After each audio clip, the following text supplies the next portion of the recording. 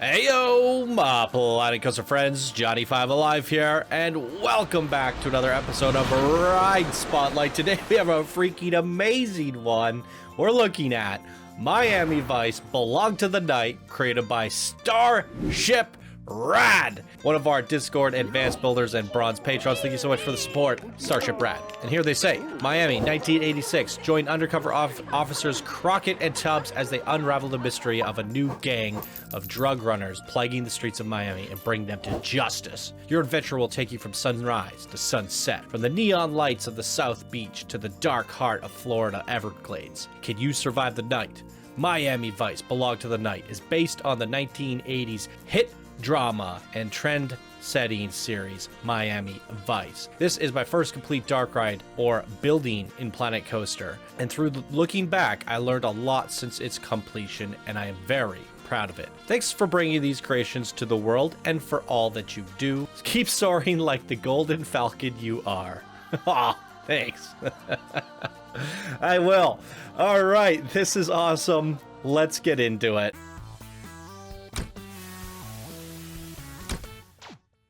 Welcome everyone to Miami Vice. I freaking love the colors, the setting, even just the way this lighting is hitting this ride here. We're looking at a motion platform track ride. There's a look at all the stats if you want to see them. We're just going to dive right on into this, and we're going to be going in seat view, I would imagine. Yes, let's do this one because I think it's a taller person. Yeah, these are little children next to us. All right, Miami Vice, buckle up. Let's check it out.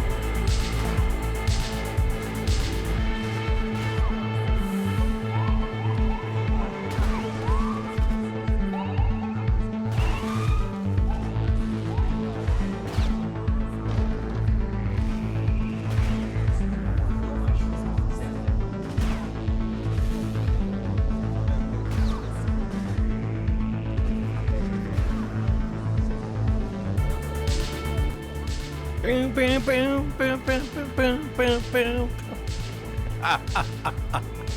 Music's so freaking groovy. All right, I love it. Before we talk about the ride, which was really cool, let's take a second to appreciate this build.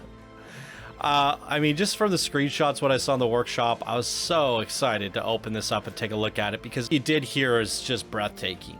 From the sign, the using the teal and the pink like that, the pink palm trees on the blue backdrop. This is art. This is beautiful. Just the subtle that you did with the exit, the lighting, the pink lighting. You used the retro diner pieces to kind of trim the hotel room, the buildings. Oh, really well done. And even an upper chill area with arcade games. People can walk around and yeah, I just love the colors. We've colored everything, put a little bit of lighting on it. The poster's about, it's like very Vice City, Miami Vice, Metro. Awesome. Everything about this is awesome. The color scheme's amazing. Take this, everything that you did here for the front of your building, your signage, your boats, the lighting, keep running with this. Like more builds, I wouldn't say like in this style, but like the elements that you used here, you use them right. You apply these color theory methods, the inspiration that you got, doing a little bit of research of what things should look like for the setting and the placement of everything. You spin it onto something completely different. This is the type of build quality that's going to get you to expert, master, and legend. It's really superbly done. Absolutely. Oh, it's amazing. Props to you, hats off to you for that. Now, I am curious to know what the part count is total on this because it's probably massive. 7,000. I would hope and anticipate that you manage to fit this into a two-piece blueprint. People can place this in their parks. I've done that. I don't really have a lot of feedback for you because compact, placeable dark ride, realism gone into it, like having an actual facility building like this. And the spacing is realistic as something you would see in a theme park. The way you set up the scenes and the shots, you utilizing that space, it's all proper, assuming you can place it in your park. If not, and this is just a one-time experience, and this is all that it is, I think you can get away with making the building bigger or even, you know, like, because the facade here is all that matters. The box behind it, we're not really looking at it, we're not going around, so it could be as big as you want it to be. In fact, it could even go underground and you could utilize as much space as you want and get crazy with it. So if you gave yourself more room to breathe, having it not a placeable blueprint, something that you can't place in your park but a one-time experience, I do think you could have given yourself a little bit more room. So if we go back to the beginning of the ride here, some of these scenes as we go on into them, you do feel like you're in a room, but that could also be, it's that bit of like a scene behind the scenes of a ride, you know, that it exists in a setting inside of a building. It's a set. I do appreciate and value being able to use these rooms and set pieces all within a constrained area. So I see the challenge there and I see the value there, especially if you could place it in your park. I do think there's some ways that if you would have given yourself more room to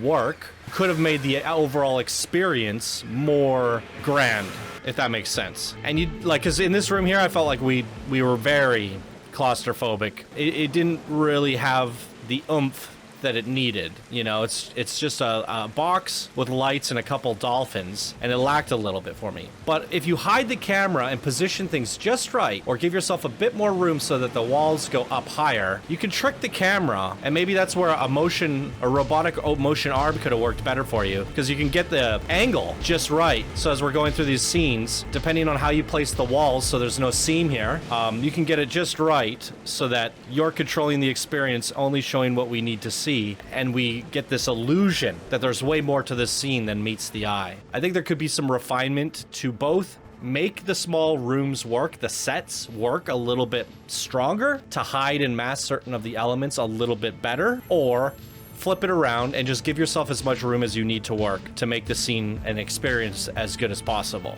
With all that said, I digress a bit because these scenes are freaking awesome. You made it work and it's fun.